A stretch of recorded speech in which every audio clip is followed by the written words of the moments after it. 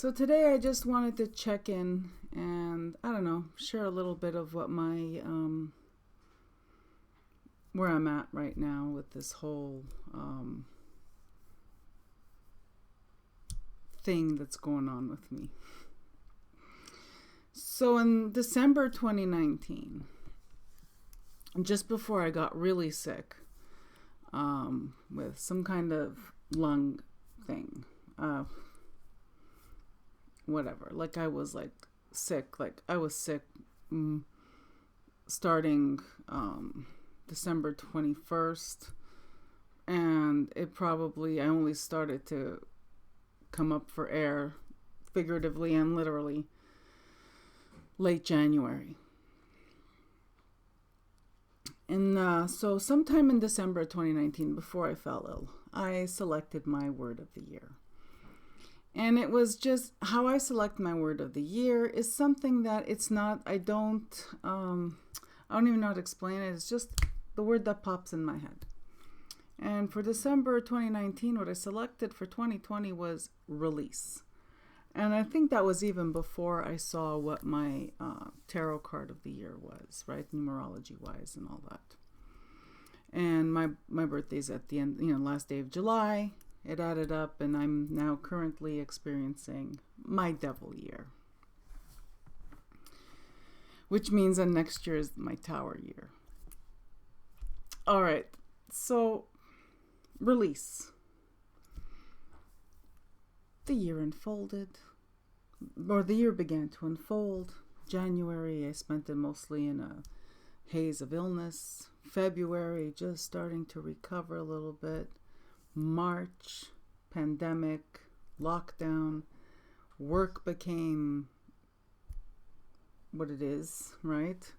For those of us that are essential, or whatever you want to call us, healthcare professionals, right? So since then, it's been the full PPE, the uncertainty that everyone else is experiencing. I'm very grateful that I continue to work. I'm very mindful and very aware that there are people that are suffering financially because of what's going on. Also that there's people health-wise that are having issues. And basically 2020 has been it's been just getting through the next day, then it's just getting through the week, then just getting through the month. And here we are at the end of November. And I only began feeling the energy of my word of the year in November. So I didn't feel it in October. I didn't feel it all year. Not all year. I didn't start feeling it on my birthday. I didn't feel it in August. Release. I didn't feel release in September. Although I was starting to get an itch in September, which then led to October. And then October began as a knocking on my head, on my mind of release. And it began with recognizing that I had, just to make it brief, because I've already have previous videos about this, I got sucked into FOMO. I got sucked into,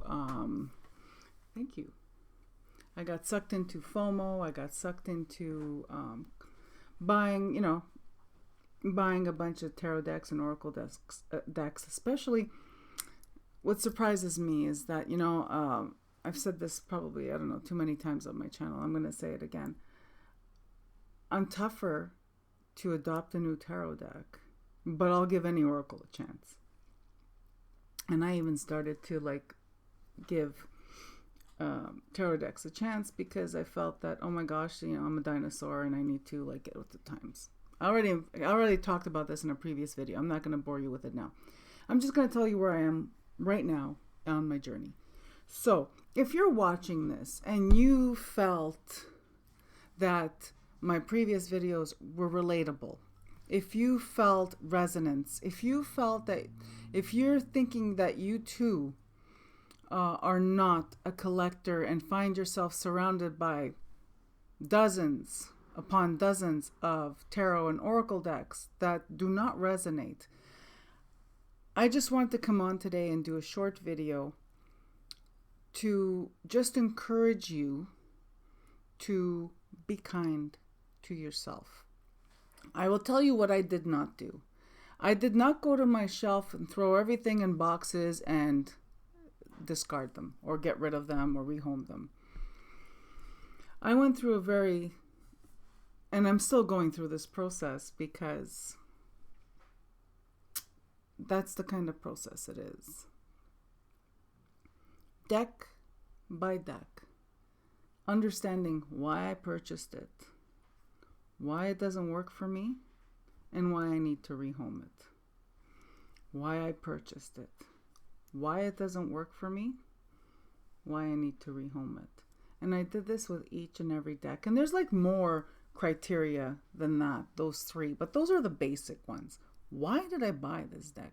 Who did I buy this deck for? No, seriously, people, I got to tell you, a lot of what was really interesting for me were decks I purchased for a fantasy self or whatever that other self is that is not me.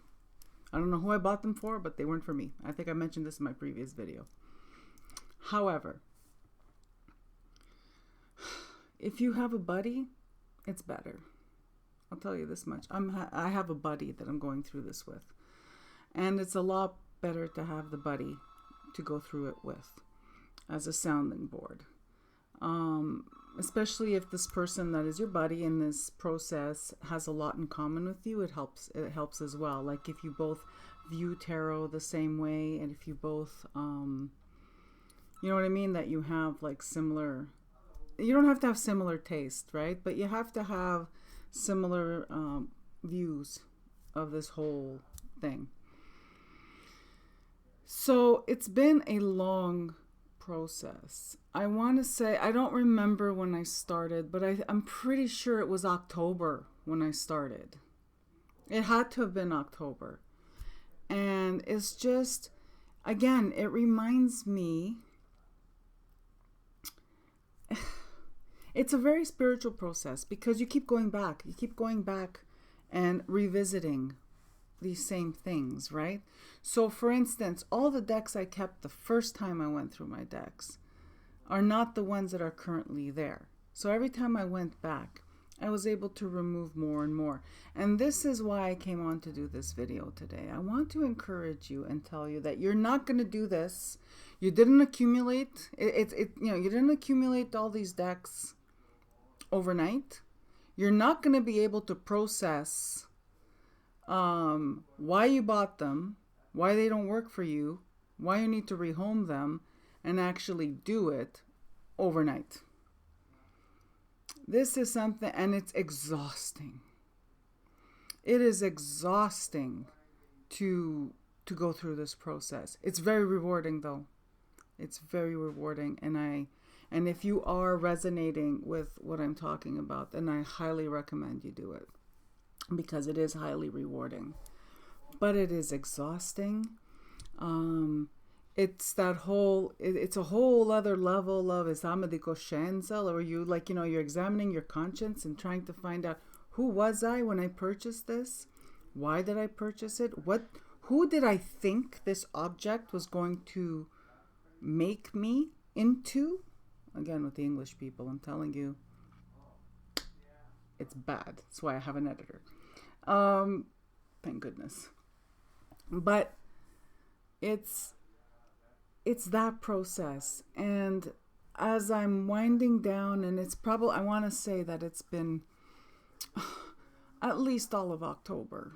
I think it started earlier, but then I started to actually feel that I was immersed in this experience of going through deck by deck. And it was a daily process, going through all my decks. And then the next day, if I had free time, I went through all of them again. It was more about understanding the mechanism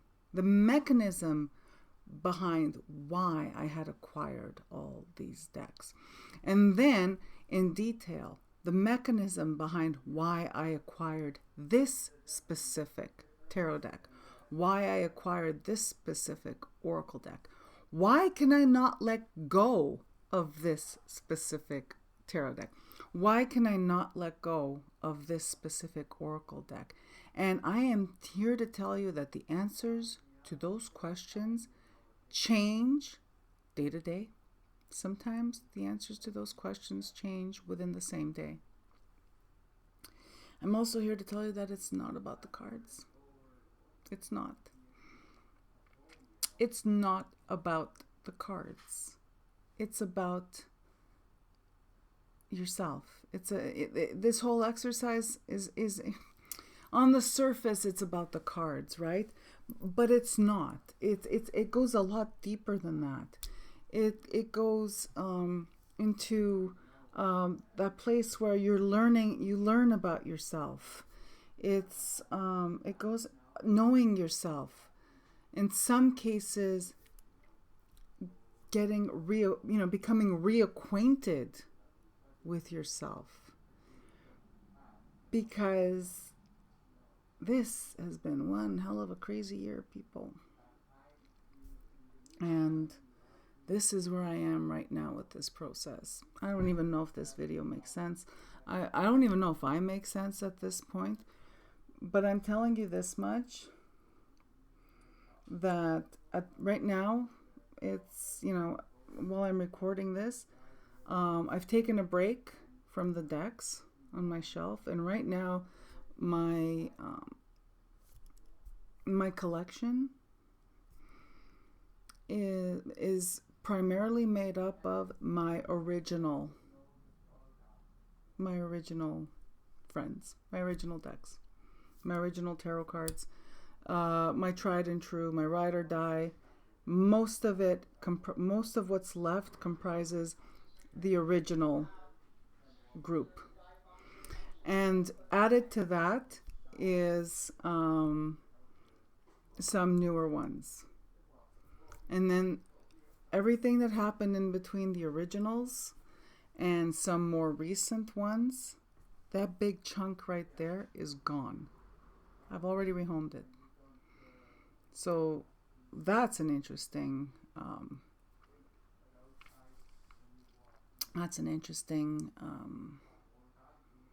thing to analyze right there. I got to tell you that the vast majority of the decks that I obtained, like I had the Great Binge of 2018, and then I had Depth Year 2019, and then I had what I call Retail Therapy Year of 2020. So, that's what I was going to say before I let you go. It's not just about the decks. It's about a feeling of being out of control. It's about self-soothing.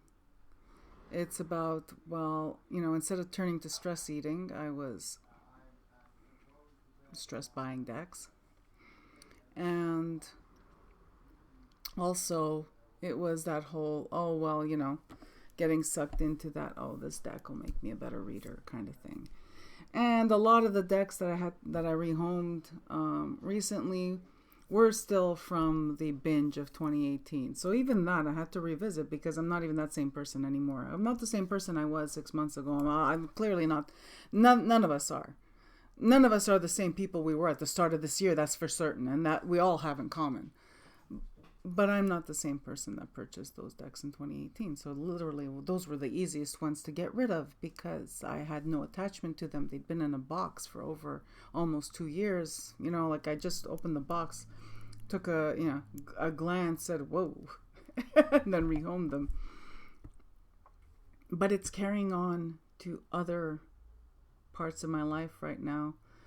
I find myself, prior to, somewhere in between the decks, I had gone through all my witchcraft supplies, and I had I think I posted on Instagram when I finally organized my curio cabinet, and then And I have a drawer full of candles and all this stuff. There's just way too much stuff. I haven't burned candles for the most part of this year. You know what I mean? Like, I just wasn't there, and here, I just wasn't there. That stuff's got to go too. It's like, and I'm literally going through my witchcraft supplies and all that stuff and streamlining it, because I just don't need all that stuff, and I'm happy to pass it on to someone else. And a lot of it has to do with that whole, that fantasy self.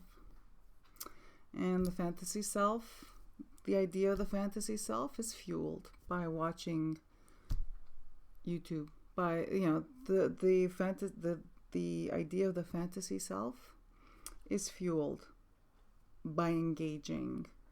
And whether you engage actively or passively in social media, that's where it comes from. That's where it stems from.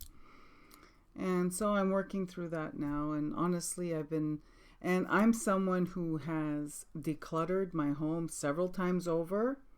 I was Marie Kondo before Marie Kondo was Marie Kondo. And it's staggering the amount of things that I still removed from my home just recently. Staggering. I'm changing. I'm growing. I'm getting older. And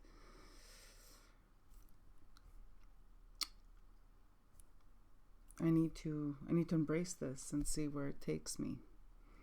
One thing that I'm doing, and that I've done in the past, is I'm returning a lot of crystals back to the earth.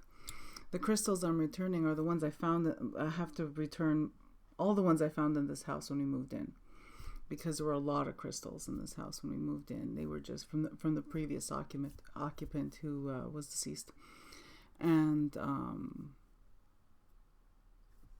I need to go out in the backyard and just return them to the earth. And they're all ready to go. And so that's, in case you're wondering, herbs and stuff like that. A lot of that stuff I've moved out, moved along a long time ago. Now I just have what I use all the time. But yeah, this is just a ramble, just in case you're wondering where I am in this whole process. And I gotta tell you, it's uncharted territory. It's uncharted territory. I have no idea where this is taking me, but I gotta tell you, and I gotta tell you, and I say this all the time, words are magic. Words are prophetic, and words are magic, manifesting.